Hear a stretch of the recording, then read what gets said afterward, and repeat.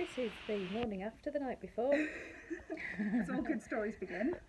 Yeah, look at me. I can see my bags. I mean, yeah, well, Well, we're yeah, both a yeah, bit yeah. You're not tired. denying the No, fact you that you can can even see my know. bags. Ah, this is going well. She's still talking to me though, so that's good. That's good. How are you feeling I'm today? so tired. I am actually. I'm so incredibly tired, and we need to drive back to Norfolk in about half an hour. Um, but it was definitely worth it, and I think the performance for me strengthened my resolve to do more Yeah. because what these performances do for me is that I can feel the connection with the audience, Mhm. and uh, and it's the Q and A's after as well.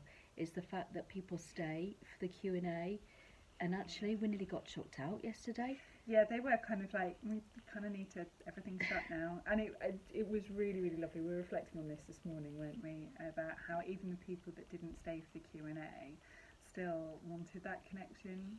And they came up to you and they tried and they had conversations with you and I think that was really, really touching. Yeah, for me that's a really important part of the work that I'm doing.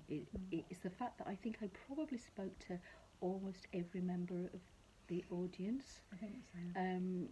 and that, yeah, as if people weren't actually staying for the Q&A, they did actually take the time to see me and have a conversation, which for me is just so moving. Mm-hmm. And then I heard some of their stories as well, and for me that's what, yeah, it's a shared experience. It's not about me spouting off. Well, I do spout, but it's about a sharing and a connection. And I think it's a topic, isn't it, that I think people can feel very isolated with, and that opportunity to see somebody else's experience and then feel that there is space to share their own. I think that's the uniquely magical thing about what you're doing at the moment. Oh, thank you. That's lovely to hear because that's what I'm aiming for Mm. and hoping for. Because it's a very isolating experience and a very overwhelming experience as well. Mm. And to have this feeling of not being alone in this, it is really rather special. Yeah.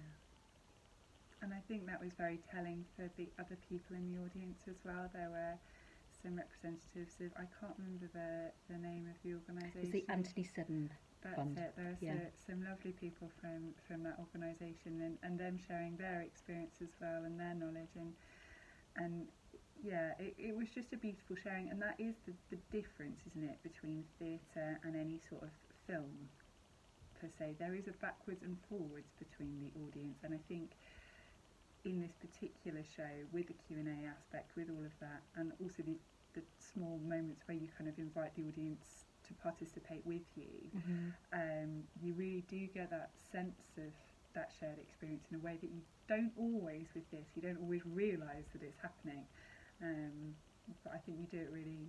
There's something really lovely about how people come out of the auditorium. Yeah, I mean, it is the fact that, some things happened last night that will probably never happen again, No.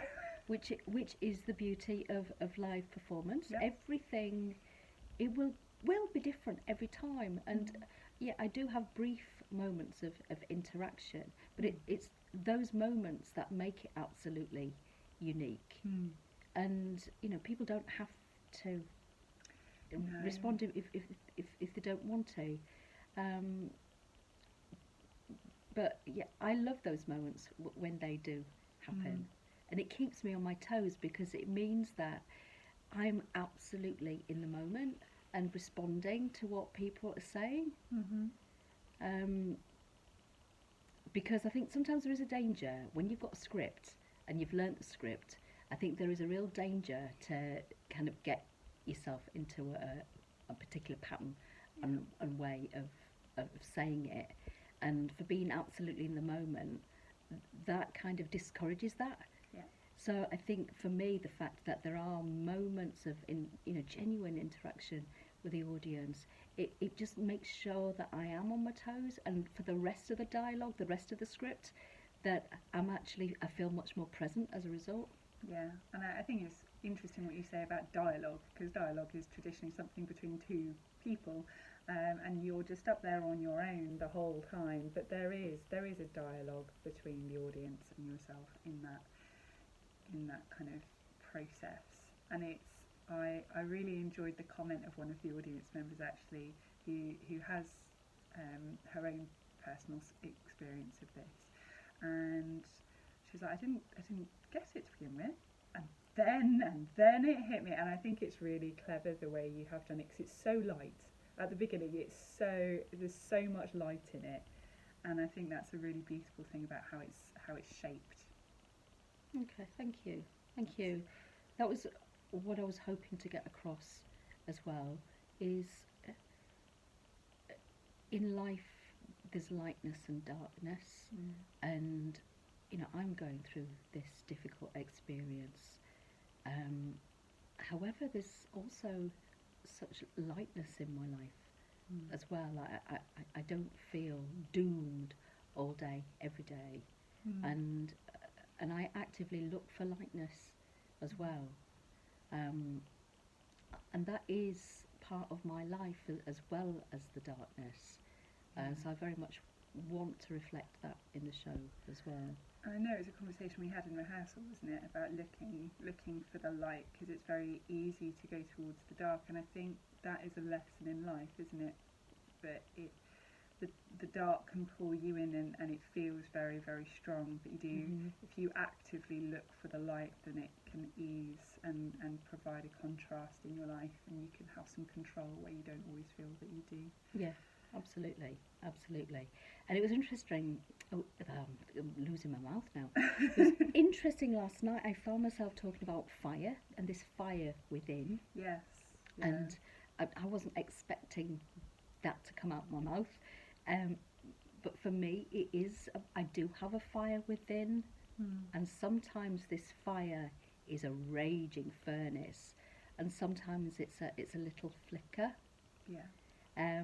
However, as long as there's a spark there, it means that there is light, and that's how I see it.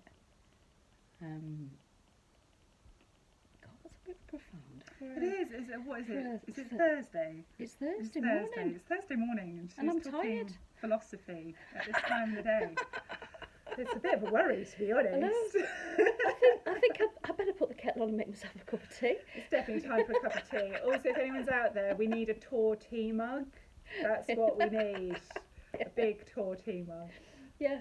Are you surprised by the amount of tea that I drink? I think because it came up in the script, I felt like I knew that tea was going to be a thing. There was a warning. There was a warning. There was a warning shot. And I'm not worried, because I know how much coffee I drink. Okay. And therefore I feel like, you're just like my opposite number, but in the tea world. All right. That's all. All is well, therefore. Yeah. Right, let's put the kettle on, and then I think we need to get into the car, because it's we do. quite a long way home. It is. But I'm looking forward to seeing the scenery on the way back, because it will be in the daylight this time. Because it was very dark on the way here. Very dark. See ya. Ta-ra for now. Bye. Bye.